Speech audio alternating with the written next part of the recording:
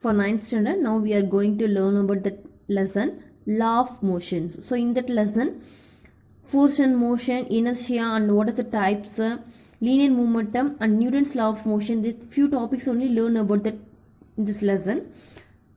First, human beings are so curious about things around them. Things around us are related to one another. Some bodies are at rest, some are in motion. Rest and motion are related terms that and all we learn about in that lesson. When a body is at rest, starts moving, a question that arises in our mind is what causes the body to move. Similarly, when a moving object comes to rest, you would like to know what brings it to rest. If a moving object speeds up or slows down or changes direction, what speed up or slows down the body? What changes the direction of motion? One answer for all the above questions is force. So in commons, what does that mean? A body needs a push or pull to move or bring to rest or change its velocity. Hence this push or pull is called a force. So next, what does that mean? In mechanics is the branch of physics that deals with the effect of force on bodies. It's divided into two branches, namely statics and dynamics. What is statics means? It deals with the bodies which are rest under the action of force. Dynamics means moving bodies under the action of force that we called as an dynamics. The dynamics can be divided into two types, that is kinematics and kinetics. So next we study about force and motion. According to Aristotle, a Greek philosopher as well as a scientist, the natural state of earthly bodies is rest. He started that a moving body naturally come to rest without any external influence of the force. Such motion are termed as natural force. Another name we call as force independent. He also proposed that a force, that means we pull or push that object, means that we called as a force, is need to make the bodies to move from their natural state and behave to their own natural state, called as a violent motion or force dependent.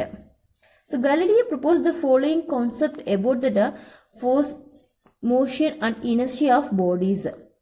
The natural state of the all earthly bodies is either the state of rest or the state of uniform motion. The body in motion will continue to be in the same state of motion as long as so external force is applied. When a force is applied on bodies, they resistant any change in their state. So this property of body is called inertia. So next we learn about what is meant by inertia.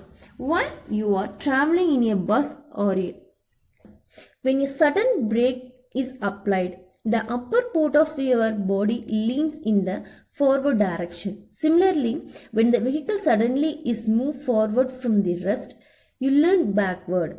So this is due to anybody would like to continue to be in a state of rest or the state of motion. So this only we call as, this is known as inertia. So next for inertia we do some activities. So what does that mean? Take a glass tumbler and place a small cardboard on it. So now keep a coin at the center of the cardboard. Then flick the cardboard quickly. So what do you observe?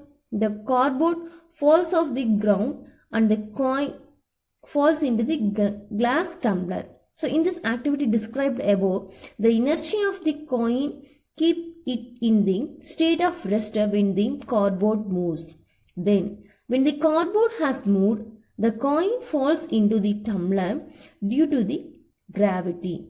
So this happens due to the inertia of rest. So next, we learn about types of inertia. So in that, inertia can be divided into three types. That is an inertia of rest, inertia of motion, and inertia of direction. So one by one we see briefly we see about that. First we see about inertia of rest.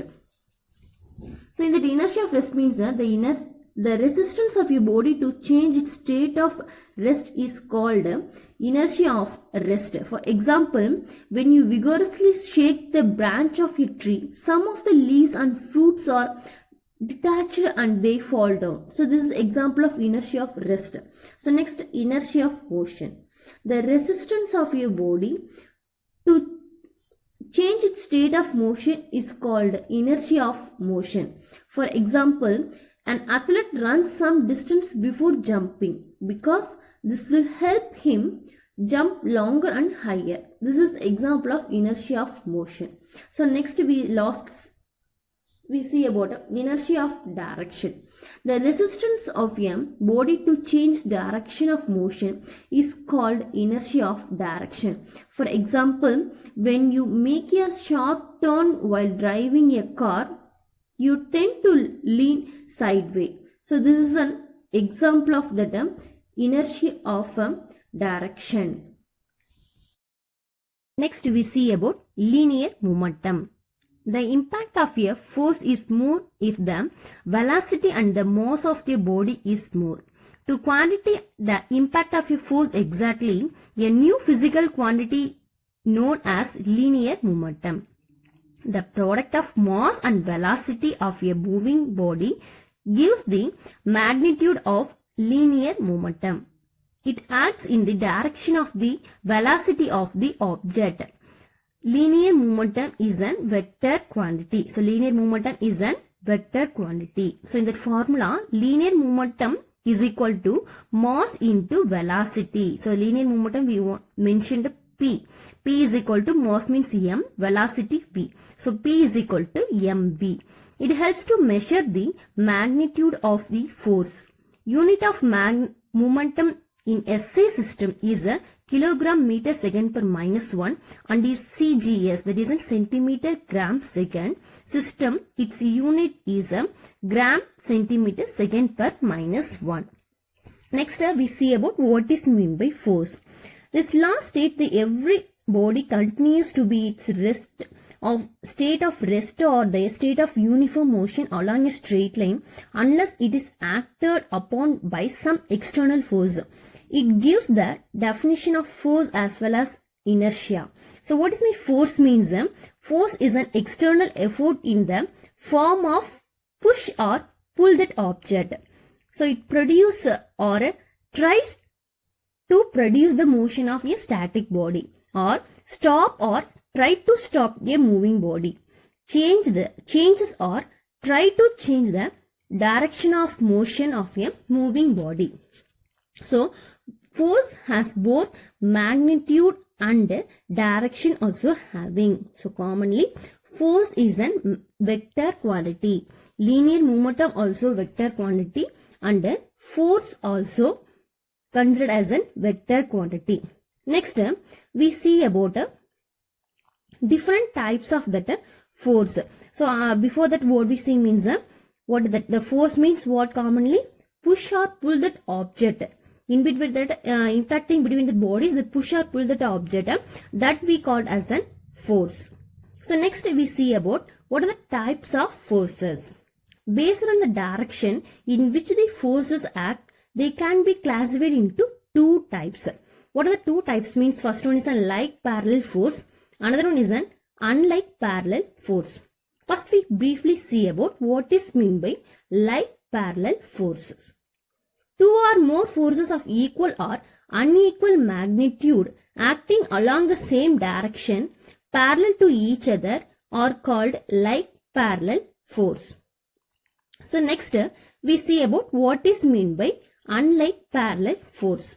So in that unlike parallel forces, if two or more equal forces or unequal forces act along opposite direction parallel to each other, then they are called unlike parallel force. So what is my unlike parallel force? If two or more equal forces or unequal forces act along opposite direction parallel to each other, then they are called unlike parallel force. Okay, these are totally two types of forces, and that is a like parallel and then unlike parallel forces.